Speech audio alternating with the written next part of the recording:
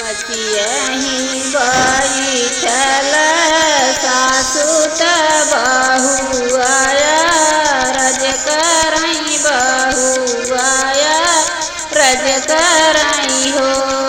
सासु कवनौ दिन ऐसन तौत्युत सूरज मनाइति सूरज मनाइति हो सासु कौनो दिन ऐसन तौत्युत सूरज मनाइति सूरज मनाइति हो। इतनी वचन सुनी सासु त बहू समझावई बहू के समझावई हो बहुआ कार्तिक के छठिया माँ के दिन मात सूरज मनावौ त सूरज मनावौ हो बहुआ कार्तिक के मास महीनवा त छठिया के दिनवा त सूरज मानवती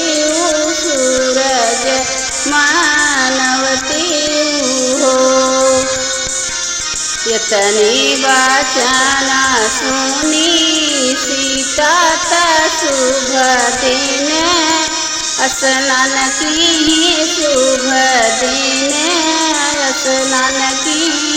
हो सखिया भोरे होत सूरज मनावई त जल चढ़ावई त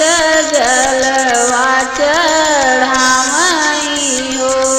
सखिया भोर होत सूरज मनावई त जलवा चढ़ावई त जलवा चढ़ावई हो। कार्तिक मास महीनवा त छठिया के दिनवा त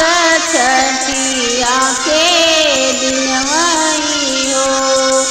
सीताल धराई दीही छठी के पूजनवा जगत सब पूजई जगत सब पूजई हो सीता धर दीही छठिया के पूजा जगत सब पूजई जगत सब पूजई हो मचिया पे बैठल सासु त